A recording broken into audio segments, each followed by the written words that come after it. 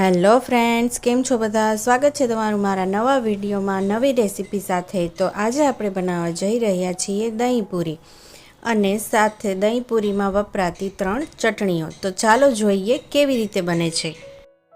સૌપ્રથમ આપણે અહીંયા બનાવીશું લસણની લાલ ચટણી। તો એના માટે મેં અહીંયા એક મિક્સર જાર લીધેલું છે અને એમાં આપણે 5 થી 6 કળી લસણની લેશું। અને અહીંયા મેં પલાળેલા હતા લાલ મરચાં, સૂકા લાલ મરચાંને પાણીમાં થોડીવાર પહેલાં પલાળેલા હતા। તો એ લાલ મરચાંને આપણે એડ કરી દઈશું। અને અહીંયા મેં 5 નંગ સૂકા લાલ મરચાંનો ઉપયોગ કરેલો છે। જો લાલ મરચાં ના હોય તો તમે લાલ મરચું પાવડરનો ઉપયોગ પણ તમે કરી શકો છો। હવે આપણે સ્વાદ પ્રમાણે થોડું મીઠું એડ કરીશું અને થોડી 1 ચમચી જેટલી આપણે અહીંયા સેવ એડ કરીશું અને અહીંયા થોડું એવું આપણે લીંબુનો રસ એડ કરીશું અને હવે મિક્સર ગ્રાઇન્ડરમાં સરસ રીતે ક્રશ કરી લેશું। તો તમે જોઈ શકો છો કે આપણી લાલ ચટણી અહીંયા બનીને રેડી થઈ ગઈ છે। હવે આપણે આ ચટણીને એક બાઉલમાં કાઢી લેશું અને હવે આપણે અહીંયા ગ્રીન ચટણી બનાવીશું। તો ગ્રીન ચટણી માટે પણ મેં અહીંયા મિક્સર જાર લઈ લીધું છે અને એમાં 1 વાટકો જેટલી મેં કોથમીર લીધેલી છે। 4-5 આપણે લીલા મરચાં એડ કરીશું અને થોડો અમે અહીંયા ફુદીનાના પાન એડ કરેલા છે।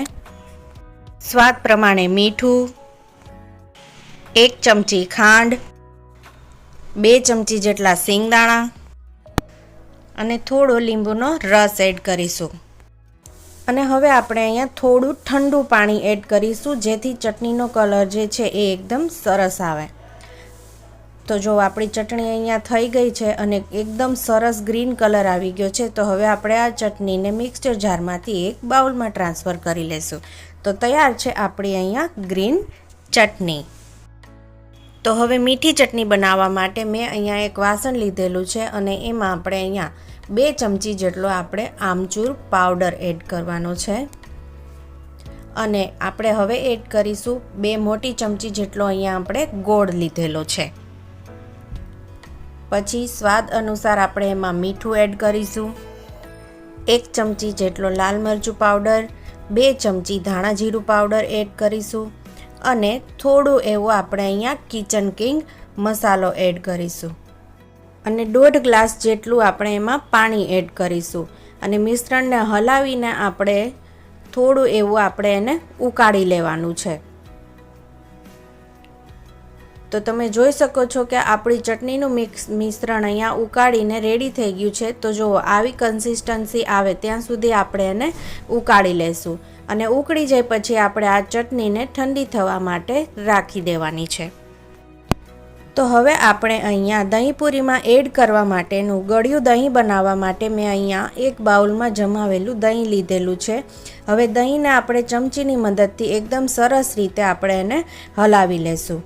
તો દહીં હલાવાઈ જાય બાદ આપણે એમાં 3 ચમચી ખાંડ એડ કરીશું। તો ખાંડને ચમચીની મદદથી દહીંમાં હલાવીને એકદમ સરસ રીતે મિક્સ કરીને આ દહીંને આપણે હવે સાઈડમાં રાખી દઈશું। તો હવે અહીંયા દહીં પૂરી માટેનો બટેકાનો મસાલો બનાવવા માટે મેં અહીંયા 5 નંગ બાફેલા બટેકા લીધેલા છે। એમાં સ્વાદ અનુસાર આપણે નમક એડ કરીશું, 1 થી 1.5 ટેબલસ્પૂન જેટલું લાલ મરચું પાવડર અને અડધી ચમચી જેટલો આપણે ચાટ મસાલો એડ કરીશું અને અહીંયા મેં થોડા બાફેલા ચણા એડ કરેલા છે। જો ચણાને તમારે સ્કીપ કરવા હોય તો તમે કરી શકો છો। મેં અહીંયા ચણા બાફીને એડ કર્યા છે અને હવે આ મિશ્રણને આપણે ચમચાની મદદથી એકદમ સરસ રીતે બટેટાને મેશ કરીને એકદમ સરસ મિશ્રણ તૈયાર કરી લેશું। તો હવે અહીંયા આપણો દહીં પૂરીનો બટેકાનો માવો રેડી છે।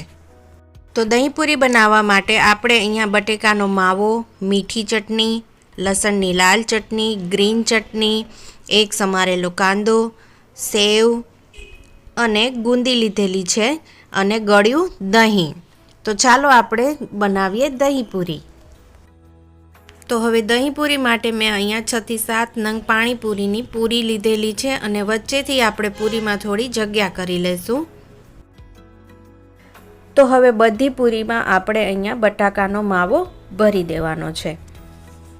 તમને સ્પૂનથી ફાવે તો સ્પૂનથી, નહીંતર હાથથી પણ તમે પૂરીમાં બટાકાનો માવો ભરી શકો છો. તો હવે આપણે અહીંયા પૂરીમાં બટાકાનો માવો ભરાઈ ગયો છે. હવે આપણે એમાં ઉપરથી ઝીણી સમારેલી ડુંગળી આપણે એમાં એડ કરી દઈશું. ડુંગળી પછી પૂરીમાં આપણે લસણની જે લાલ ચટણી બનાવેલી હતી એ આપણે થોડી થોડી ઉમેરતા જશું. તો હવે આપણે અહીંયા ગ્રીન ચટણી બધી પૂરીમાં ઉમેરતા જશું. તમને સ્વાદ પ્રમાણે તીખી કે મોળી, જે પ્રમાણે તમને સ્વાદ અનુસાર ગ્રીન ચટણી અને તીખી ચટણી બંને આપણે સ્વાદ અનુસાર એડ કરી શકો છો. અને હવે આપણે અહીંયા ઉપરથી મીઠી ચટણી આવી રીતે આપણે ભભરાવી દેવાની છે. અને હવે દહીં પૂરીનું મેઇન ઇન્ગ્રીડિયન્ટ દહીં.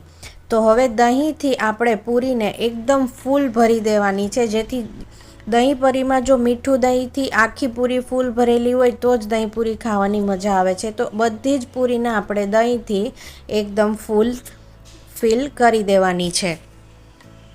તો હવે આપણે અહીંયા ઉપરથી તીખી બુંદી મેં એડ કરેલી છે એ લઈશું.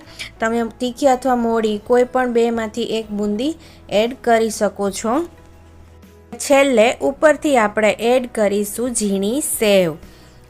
તો આપણે આ ઝીણી સેવ એકદમ ફૂલ આપણે નાખવાની છે, જેથી કરીને આપણી દહીં પૂરીનો ટેસ્ટ એકદમ સરસ આવશે. તો તૈયાર છે આપણે અહીંયા દહીં પૂરી. અને હવે ઉપરથી આપણે થોડા કોથમીરના પાન એડ કરી દઈશું દહીં પૂરીની ઉપર. તો તૈયાર છે આપણી અહીંયા જોતાં જ ખાવાનું મન થઈ જાય એવી દહીં પૂરી અને એની 3 ચટણીઓ. તો કેવી લાગી તમને મારી આજની રેસીપી એ જણાવજો કમેન્ટ બોક્સમાં. અને મારો વિડીયો જો તમને પસંદ આવ્યો હોય તો મારા વિડીયોને લાઇક કરી દેજો, શેર કરી દેજો અને મારી યુટ્યુબ ચેનલને સબસ્ક્રાઈબ કરી દેજો. Thank you.